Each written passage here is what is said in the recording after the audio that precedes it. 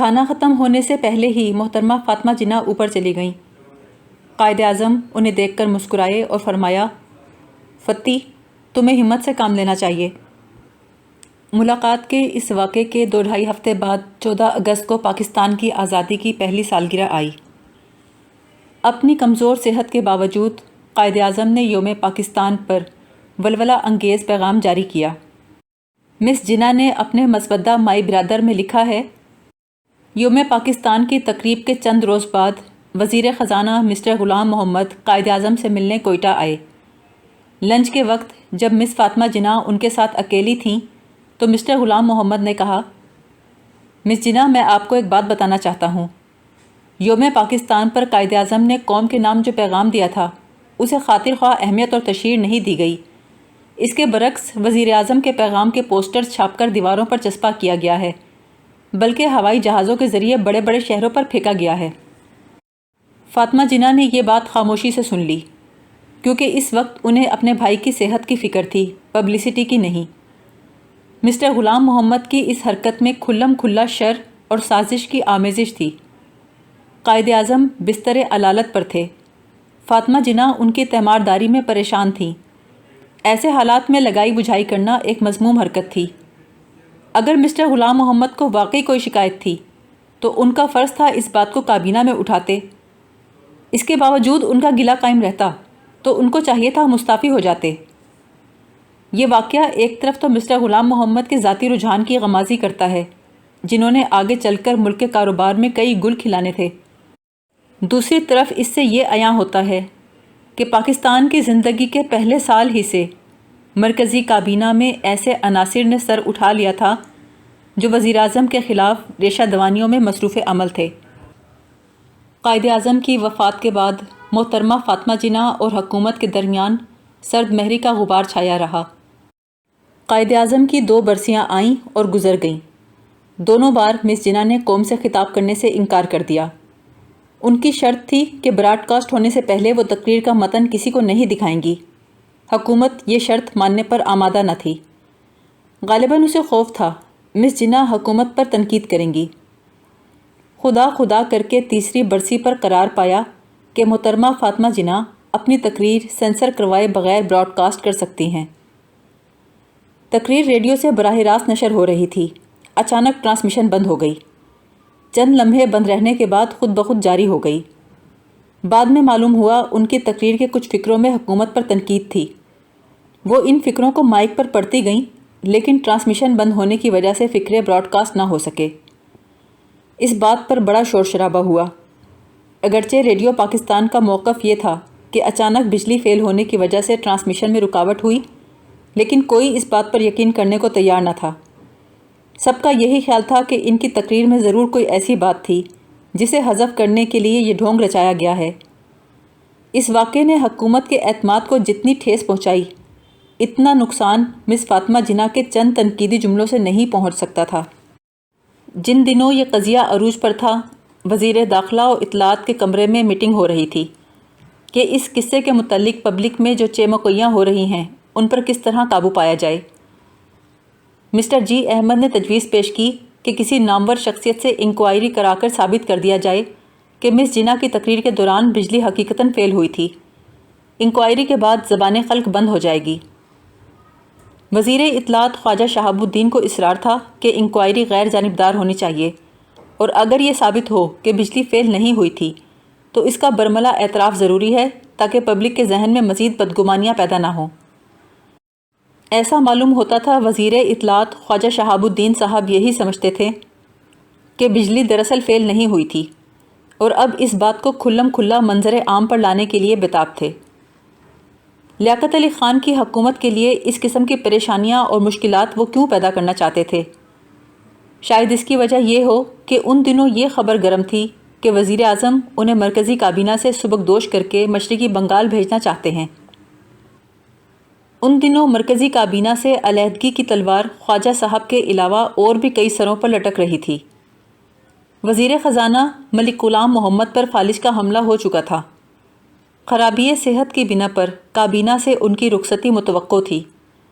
اس وقت تک نواب مشتاق گورمانی آزاد کشمیر کی سیاست میں الجھنیں ڈال کر کشمیری لیڈروں کو آپس میں دست و گریبان کرانے کا گل کھلا چکے تھے۔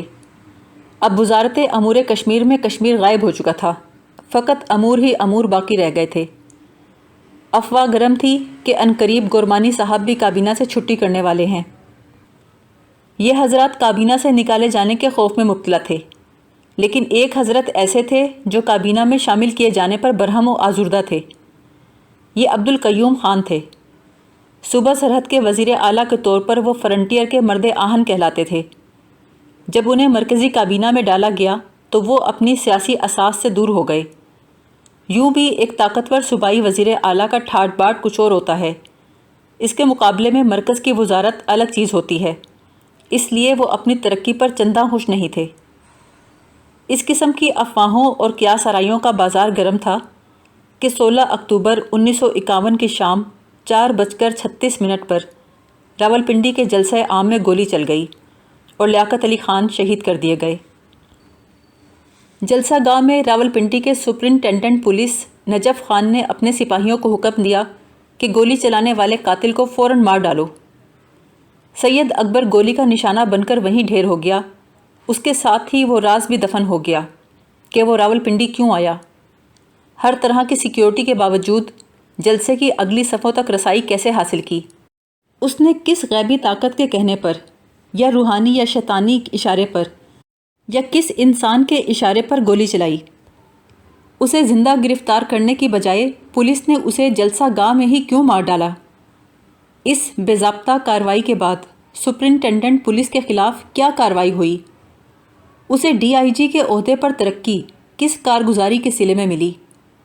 یہ سوالات آج تک قائم ہیں۔ لیاقت علی خان کی شہادت نے پاکستان سے اس کا پہلا وزیر اعظم ہی نہیں چھینا، بلکہ ہمیں ایک بلند پایہ مدبر سیاستدان اور انتظامی قابلیت کے رہنما سے بھی محروم کر دیا۔ تحریک پاکستان میں وہ قائد اعظم کے دست راست تھے۔ انہیں انگریزوں اور ہندوؤں کے ساتھ نبرد آزمائی کا وسیع تجربہ حاصل تھا۔ ایک نئی حکومت کے قیام، مسلح افواج کی تنظیم نو، لاکھوں مہاجرین کی آباد کاری، بھارت کی ریشہ دوانیوں جیسے سنگین مسائل کو لیاقت علی خان نے بڑے تدبر اور انتظامی قابلیت سے سنبھالا تھا۔ قائد اعظم کی وفات کے بعد پاکستان کی قیادت کا سارا بوجھ ان کے کندھوں پر تھا۔ ان کا دور پاکستان کے استحکام اور سربلندی کا زمانہ تھا، لیکن دو باتوں نے ان کے حالات پر منفی اثرات مرتب کیے۔ پہلی بات یہ تھی، اس زمانے میں پاکستان اسلامی دنیا میں سب سے بڑا اور ساری دنیا میں 5واں بڑا ملک تھا۔ اس اہمیت کے پیش نظر روس نے لیاقت علی خان کو دورے کی دعوت دی۔ یہ دعوت نامہ ملنا تھا کہ بھارتی صفوں میں کھلبلی مچ گئی۔ بھارت خود روس سے پنگے بڑھانے کے جتن کر رہا تھا۔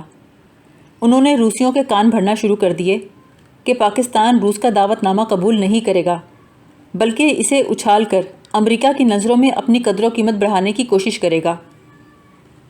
دوسری طرف امریکہ کی نظر میں بھی یہ دعوت نامہ بری طرح کھٹکنے لگا۔ پاکستان میں ایسے اعلیٰ افسروں کی کمی نہ تھی جو مغربی تہذیب کے ذہنی غلام تھے۔ وزارت خارجہ کے زیادہ تر افسران اعلیٰ ICS کے افسر تھے، جن کی تربیت برطانوی عہد میں ہوئی تھی۔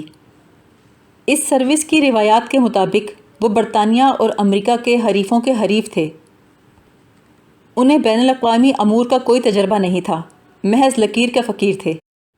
چنانچہ روس کا دعوت نامہ کھٹائی میں پڑا رہا، اور جب امریکہ نے دعوت نامہ بھیجا تو ہماری وزارت خارجہ اس پر چیل کی طرح جھپٹی۔ کیا ہی اچھا ہوتا اگر وزیر اعظم روس کی دعوت پر روس کا دورہ کرتے اور امریکہ کے دعوت نامہ وصول ہونے پر امریکہ تشریف لے کر جاتے۔ دوسری بات جس نے منفی اثر پیدا کیا وہ یہ کہ لیاقت علی خان نے کسی وجہ سے مسلم لیگ کی صدارت کا عہدہ سنبھال لیا تھا۔ اس بات نے مسلم لیگ کو حکومت ساز پارٹی کی بجائے حکومت نواز پارٹی میں تبدیل کر دیا۔ حکومت اور سیاست کے امتزاج سے حکومت کو تو تقویت ملتی ہے، لیکن سیاسی عمل آزاد نہیں رہتا بلکہ سرکاری مصلحت کے تابع ہو جاتا ہے۔ رفتہ رفتہ اس میں حکومت کی سرپرستی کے بغیر فعال رہنے کی صلاحیت ختم ہونے لگتی ہے۔ لیاقت علی خان کی شہادت کی خبر میں نے پشاور میں سنی۔